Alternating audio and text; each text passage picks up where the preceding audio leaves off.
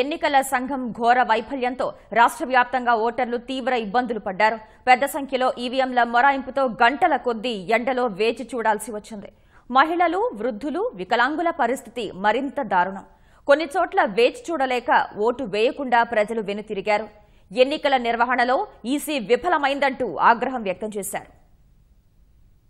దూర ప్రాంతాల నుంచి వ్యయ ప్రయాసల కోర్చి ఓటు వేసేందుకు వచ్చిన జనానికి ఈవీఎంలు చుక్కలు చూపించాయి. సరైన ఏర్పాట్లు లేక ఎండలో ఇబ్బంది పడ్డారు. ముఖ్యంగా చిన్నపిల్లల తల్లులు, వృద్ధులు అల్లాడిపోయారు. కొన్ని చోట్ల 4-5 గంటల పాటు యంత్రాలు మొరాయించడంతో ఈసీ తీరుపై ఓటర్లు మండిపడ్డారు. ఎన్నికల సిబ్బంది అవగాహన రాహిత్యంతో పాతపట్నం పరిధిలోని కాగువాడలో మాక్ పోలింగ్ సందర్భంగా వేసిన 50 ఓట్లు తొలగించలేదు. 89 ఓట్లు పోలయ్యాక సిబ్బంది ఆ విషయాన్ని గుర్తించారు. అప్పుడు ఈవీఎంలలో మొత్తం ఓట్లు తీసివేశారు. అప్పటికే ఓటు హక్కు వినియోగించుకున్న 89 మందితో మళ్లీ ఓటు వేయించాలని ప్రయత్నించినా దూర ప్రాంతాల నుంచి వచ్చిన వారు వెళ్లిపోయారు. కంచిలి మండలం కత్తిలలో మధ్యాహ్నం 12 వరకు పోలింగ్ ప్రారంభం కాలేదు. శ్రీకాకుళం జిల్లాలో 400 చోట్ల ఈవీఎంలు మొరాయించాయి. విజయనగరం జిల్లాలోనూ ఈవీఎంలు తీవ్ర ఇబ్బందులకు గురిచేశాయి. జిల్లా వ్యాప్తంగా దాదాపు 150కి పైగా కేంద్రాల్లో సాంకేతిక సమస్యలు తలెత్తాయి. ఉదయం 10 గంటల వరకు పోలింగ్ ప్రారంభం కాలేదు. మహిళలు, వికలాంగులు, వృద్ధులు పెద్ద ఎత్తున ఓటు హక్కు వినియోగించుకునేందుకు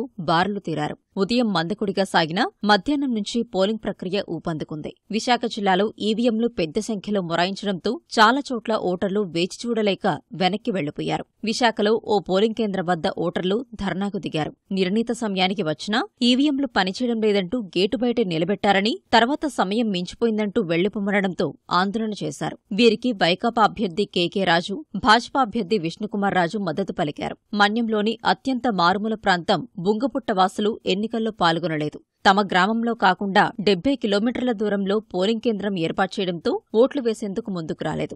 మాడుగుల మండలం సొలభం, పెదలోచలి పోలింగ్ కేంద్రాల నుంచి సిబ్బందితో తిరిగి వస్తున్న మినీ బస్సు కల్వర్టును ఢీకొట్టింది. ఉభయ గోదావరి జిల్లాల్లో ఈవీఎంలు ఓటర్ల సహనానికి పరీక్ష పెట్టినా ప్రజలు క్యూలైన్లలోనే వేచి ఉండి ఓటు హక్కు వినియోగించుకున్నారు. మండపేట, అనపర్తి, ముమ్మిడివరం నియోజకవర్గాల్లో ఈ పరిస్థితి ఏర్పడింది. చెదురుమదురు ఘటనలు మినహా పశ్చిమ గోదావరి జిల్లాలో పోలింగ్ ప్రశాంతంగా ముగిసింది.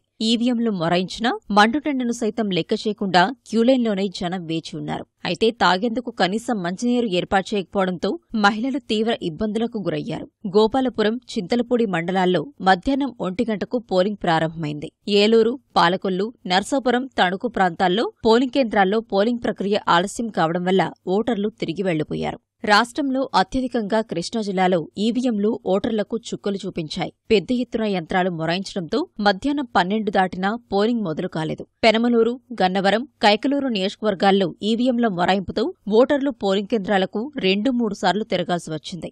ఎన్నికల సంఘం తీరుపై మహిళలు తీవ్ర అసంతృప్తి వ్యక్తం చేశారు. పాలిటెక్నిక్ కళాశాలలో ఓటు వేసేందుకు వచ్చిన ప్రభుత్వ ప్రధాన కార్యదర్శి ఎల్వి సుబ్రహ్మణ్యంను ఓటర్లు నిలదీశారు. ఈవీఎంలు పదే మార్చినా అవి కూడా పనిచేయకపోవడంతో ఓటర్లు అసహనం వ్యక్తం చేశారు. అధికారులు, నేతలు సైతం గంటల తరబడి వేచి చూడాల్సి వచ్చింది. లయోలా కళాశాల వద్ద మహిళలు ఈసీకి వ్యతిరేకంగా నినాదాలు చేశారు. గొల్లపూడిలో ఓటు వేసేందుకు వచ్చిన మంత్రి దేవినేని ఉమా ఈవీఎం మొరాయించడంతో వెనుదిరిగి వెళ్లారు. మళ్లీ వచ్చి ఓటు హక్కు వినియోగించుకున్నారు. గుంటూరు జిల్లాలోని 50 పోలింగ్ కేంద్రాల్లో మధ్యాహ్నం 12 గంటల వరకు మొదలు కాలేదు. కొన్ని చోట్ల మధ్యాహ్నం 2 గంటల తర్వాత పోలింగ్ ప్రారంభమైంది.